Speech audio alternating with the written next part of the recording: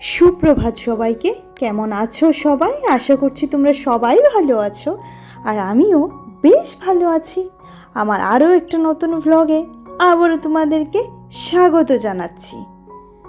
তো দেখো, সকাল সকাল গোপোষণার সেবা হয়ে গেছে, মানে আমার চান হয়ে গেছে।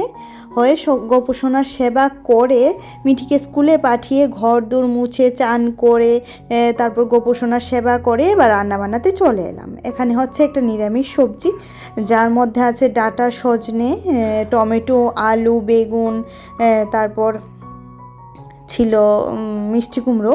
তো এটা দিয়ে দেখো রেডি হয়ে গেছে আমার সবজিটা। আর এই যে এখানে ভাতও রেডি। তো এই সব কিছু রেডি করে চলে এলাম ঘরে। আর ঘরটা কি সুন্দর করে গুছিয়ে রেখেছি দেখেছো, মানে অগোছালো নেই। আর যেই মেয়েটা আসবে তখনই শুরু হয়ে যাবে অগোছালো অবস্থা। এই সোফাটাতে আমি বসেছিলাম, বসে তোমাদের সাথে ভয়েস ওভার দিচ্ছিলাম, তার জন্যই এরকম হয়ে আছে। তো এটাকে ঠিক করে নেব। আগে চলো মিঠিকে নিয়ে আসি বাস থেকে নামিয়ে, যেহেতু ওর পাপা আজকে বাড়িতে নেই, তার কারণে ওর পাপার ডিউটিটাও আমার মাথায় এসে পড়লো। ঠিক আছে, চলো ওকে নিয়ে আসি। আর হ্যাঁ দেখো, এখানে ড্রেসটা পরে এখন দৌড়ে দৌড়ে যাব মেয়েকে আনতে, কারণ অনেকটা জায়গায় হেঁটে যেতে হবে। আর 10টা 25 মতো বেজে গেছিলো যখন আমি বাড়ি থেকে বেরোচ্ছিলাম। তো বুঝতেই তো পারছো অনেকটাই দেরি হয়ে গেছে। এখন যাচ্ছি দৌড়ে দৌড়ে ওকে নিয়ে আসি, এসে আবার তোমাদের সাথে কথা হচ্ছে। তো এই যে মেয়েকে নিয়ে বাড়ি ঢুকেও পড়লাম, যেহেতু রিক্সা দিয়ে আসি, তো রিক্সাতে তো আর ক্যামেরা ধরা যায় না। ওকে ধরবো না ক্যামেরা ধরবো, তার জন্য এই রিস্ক আমি কখনোই নেই না। কারণ যখন আমি যে কাজটা করি সেটাকে মনোযোগ দিয়ে করার চেষ্টা করি। আর এই যে ওকে নারকেলটা, ডাবটা কেটে দিলাম, ডাব হয়ে গেছে নারকেল। তো খুব খুশি নারকেল হওয়াতে, কিন্তু নারকেলটাতে সে মানে মিষ্টি না জানো তো, কিন্তু জলটা আবার খুবই টেস্টি। এক চুমুক ওর থেকে আমি দিয়েছিলাম, ভালো টেস্টি। আর এখানে সজনে ডাঁটা আর আলু দিয়ে মাছের ঝোল রান্না করব। সরপুঁটি মাছ এনেছিল, তো 3 টুকরো মাছ ওই সাইডে দেখতে পাচ্ছ ভেজে রেখেছি, সেই 3 টুকরো মাছ দিয়ে রান্না করব। এটা হবে রাত্রের জন্য। আর এক তরকারি দুবেলা খেতে কখনোই ভালো লাগে না, বিশেষ করে আমার মিঠি তো খেতেই চাইবে না, বলবে সেদ্ধ ভাত দিয়ে দাও, মাছ ভাজা ভাত দিয়ে দাও, তাহলেও দুবেলা খাবো না। এই বাচ্চাটাকে নিয়ে যে আমি কি করি সেটাই হচ্ছে সবচেয়ে বড়, মানে বড় চিন্তার বিষয় আমার জন্য। কিন্তু বাচ্চারা তো এরকম বায়না করে, তাই না? কিন্তু আবার যা দিই তা দিয়ে তো খেয়েও নেয়, নখরামি তো করে না, সেটাই হচ্ছে সবচেয়ে বড় কথা। তো দেখো এখানে মেথি ফোড়নে দিয়ে সবজিটা দিয়েছিলাম, সজনে ডাঁটা, আলু, তারপর টমেটো, আর দিয়েছিলাম জিরে গুঁড়ো, লঙ্কা গুঁড়ো, হলুদ, লবণ তো আছেই। আর দেখো এখানে মশলাটা কষে আসার পর দিয়ে দিলাম ঝোলের জন্য জল। এবার ঝোলটা ফুটে ওঠার পর দিয়ে দেব মাছগুলা দিয়ে আরেকটু ফুটিয়ে নামিয়ে নিলেই রেডি হয়ে যাবে আমার সজনে ডাঁটা আলু দিয়ে মাছের ঝোল। আর এই নতুন নতুন কচি কচি সজনে ডাঁটা বেশ ভালো লাগে না আমার? যত দিন সজনে ডাঁটা পাওয়া যায়, একদম বুড়ো সজনে ডাঁটাও আমার খুব ভালো লাগে খেতে। আর তরকারিটা ঢেলে নেওয়ার পর এই দেখো, এটা হচ্ছে তরকারির ফাইনাল লুক। আর আজকে তোমাদের সাথে একটা কথা শেয়ার করব, জানো তো, মানে যত দিন যাচ্ছে না আমি জিনিসটা ফিল করছি যে যত দিন যাচ্ছে আমাদের কিন্তু সম্পর্কগুলো খুব ঠুনকো হয়ে যাচ্ছে, তাই না? একদম কাচের মতো, যেরকম কাচ তুমি হাত থেকে পড়লে আর নিস্তার নেই, সেটা ভাঙবেই, তো সেরকম হয়ে গেছে আমার সম্পর্কগুলা। কেন জানি না, একটু হাওয়াতেই সম্পর্কগুলো ঠাস ঠাস করে ভেঙে যায়, কাচের মতো। মানে বললাম না, ঝরা পাতার মতো সম্পর্কগুলো এখন ঝরে যাচ্ছে। কেন, কি কারণ, কি বৃত্তান্ত, সেটা বোঝাই হচ্ছে সবচেয়ে বড় ব্যাপার। কিন্তু জানি যদি সম্পর্ক টিকিয়ে রাখতে পারো তাহলেই হবে জীবনের সবচেয়ে বড় জয়। কিন্তু সেটা কখনোই একতরফা হয় না, সব দিকেই বিচার করে বিবেচনা করে তারপর সেটা হয়।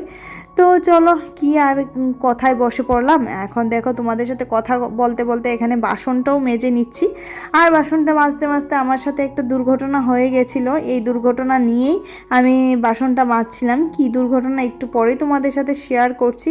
একদম 4 বাসন থেকে ধরে সব কিছুই এখানে পড়েছিল, যেহেতু বললাম না মিঠিকে আনতে যেতে হয়েছে, এটা ছিল আমার এক্সট্রা একটা কাজ, তো সেই কারণে একটু তো দেরি হবেই, তাই না? আর এখানে সবগুলা বাসন ধোয়াধুয়ি করে নিচ্ছি, দেখো মানে মেজে নিচ্ছি। প্রচুর বাসন পড়ে, একটা রান্নার পরে তো জানোই, দুখানা কড়াই, তারপর খুন্তি দুখানা, তো জিনিসপত্র থাকেই, তাই না? আর তাড়াহুড়ো যখন করি তখন আমার হাতে বাসনও নামে অনেক বেশি। কি করব বলো, তাড়াহুড়োর মানুষ, তাড়াহুড়োতেই থাকি সারাদিন।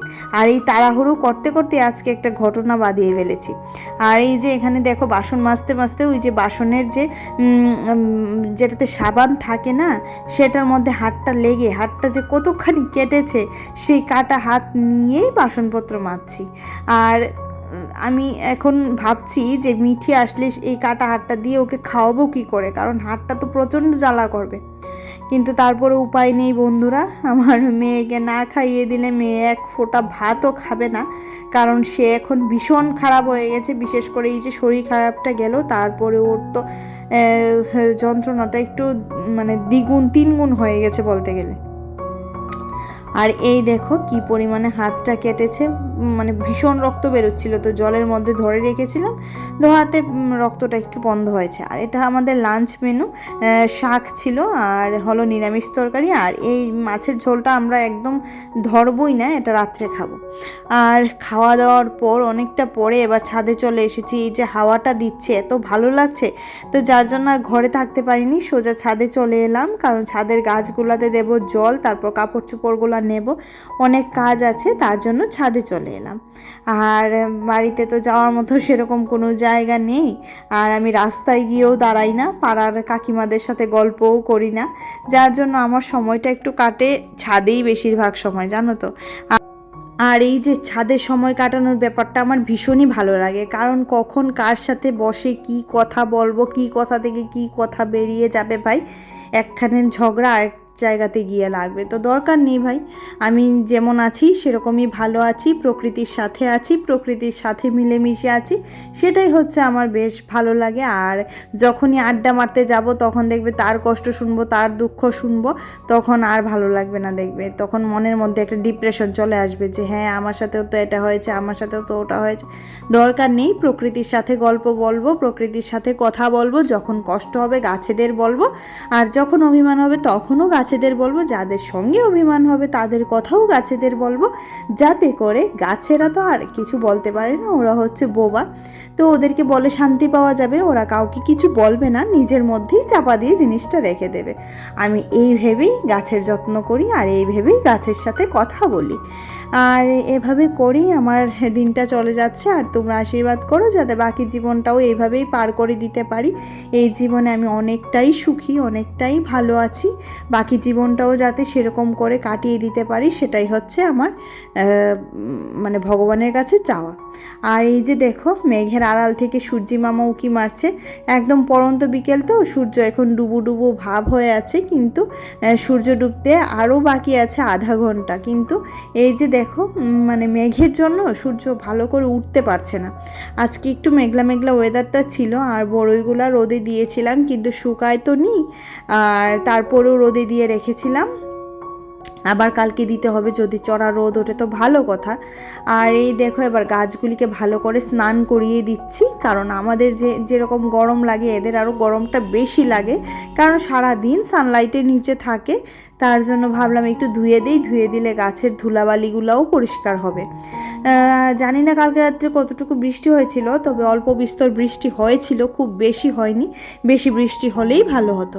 আর মিঠিও কিন্তু আমার সাথে ছাদে এসেছিল, জানো তো, ছাদে এসে গল্প করছিল আমার সাথে, অনেক কথা বলছিল, এই তো। আর একটু হেল্পও করে দিচ্ছিল, যেমন যখনই বলছিলাম বাবা ট্যাপটা বন্ধ করে আয় তো, তো সেটা আবার দৌড়ে দৌড়ে গিয়ে বন্ধ করছে। তো কোথায় আর নিয়ে যাব বলো, প্রত্যেক দিন বিকালে তো আর বেরোনো হয় না, আর প্রত্যেক দিন আমি বেরিয়ে মানে বেরোতে চাই না, কেন জানো, পরে মেয়ের একটা অভ্যাসটা মানে বাজে অভ্যাস হয়ে যাবে, তার জন্য আমি প্রতিদিন ওকে নিয়ে বেরোই না। প্রতিদিন বলতে কি, আমার যখন মন চাইবে তখন বেরোবো, তোর কথায় আমি বেরোবো না, মানে এরকম করে। কারণ দেখো আমি থাকি সারাদিন ঘরে একলা, যদি কখনো বায়না ধরে কোথাও নিয়ে যাওয়ার জন্য, আমি কোথায় নিয়ে যাব বলো তো। আর এটা হচ্ছে সন্ধ্যাবেলা, টিফিনে বানিয়ে দিচ্ছি ওকে পপকর্ন, খেয়ে নেবে। তো চলো আমার ভিডিওটা আজকের মতো এইটুকুই রাখছি। তাহলে যদি আমার ভিডিওতে তোমাদের কিছু ভালো লেগে থাকে তাহলে লাইক করে দিও, কমেন্ট করে দিও।